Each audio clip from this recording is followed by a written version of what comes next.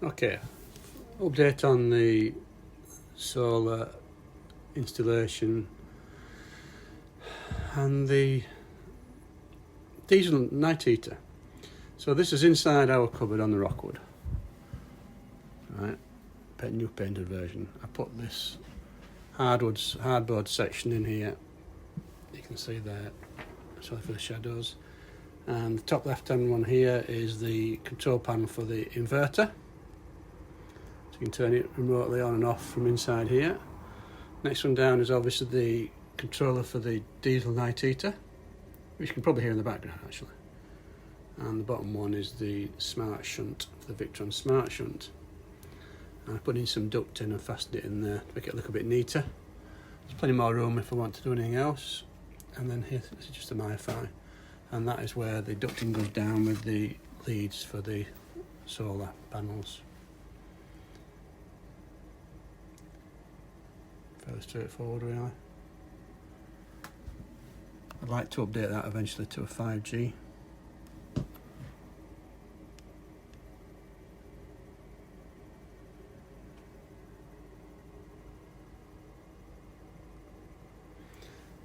And then looking down here is where we installed, or where I installed,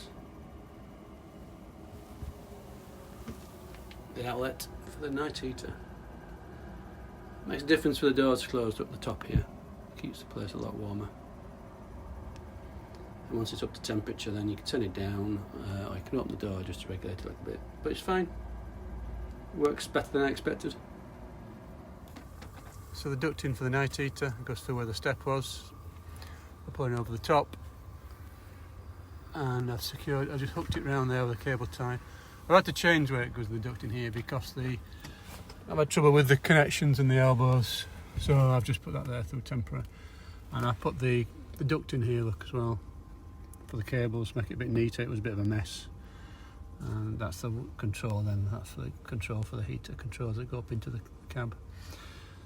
So I will try and explain what I've done for the rewiring on the system, because as most of you know, the American stuff is 120, and I was fed up of the transformer being on and generating heat and therefore wasting electric when I didn't really need it. So the mains power now comes into that switch there, but it then piggybacks over to the charger switch, which then piggybacks back then to the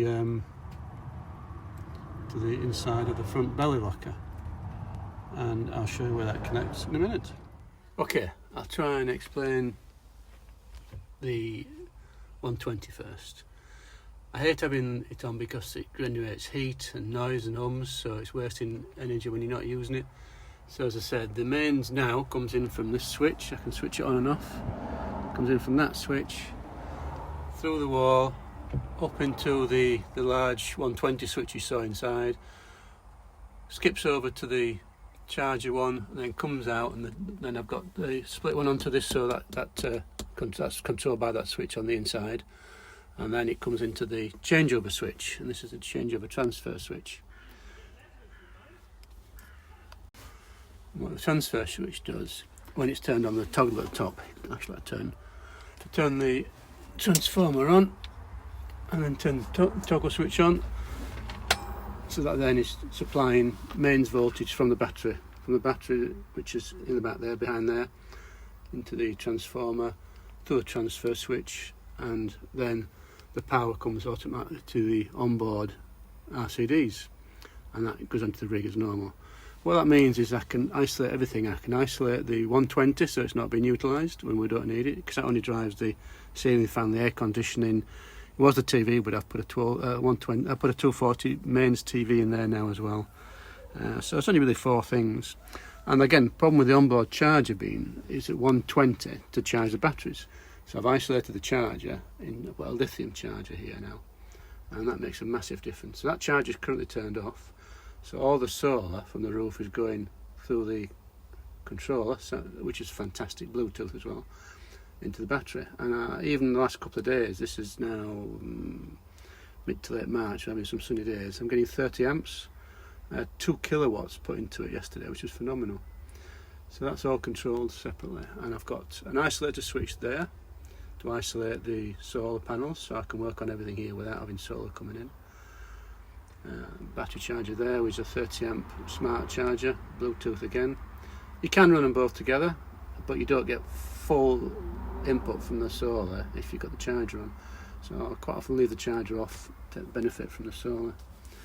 And once once the battery drops below parameters you can set, then that switches off and goes back onto UK mains.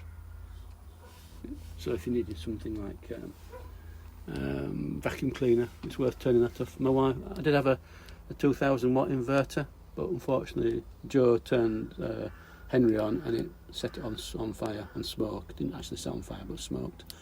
So they wouldn't repair it. So I got a 3000 watt with a peak of, or 3500, not there, with a peak of 10,000 watts. Unfortunately, it only mounts upside down. I wanted one with terminals out like this, and on this side you can see they're actually proper terminal blocks. It's very good, I like it. It doesn't use very much on standby. And then we've got an isolator switch here from the batteries, so I can turn that off and no power comes into the system. I've got a large fuse box there for all the large appliances, and I've got a 12 volt one down there for the other ones, and the one on the right that's the fuse box for the 12 volt, and this is the earth bus bar. So I've put these, just recently put this ducting in. It's quite good. In hindsight, if I'd be redesigning it again, I'd put those in first and reconfigure this lot so I didn't have the spaghetti cables here. It's better than it was, but I'm still not 100% pleased with it really. I could do with tidying this up. So any questions, let me know.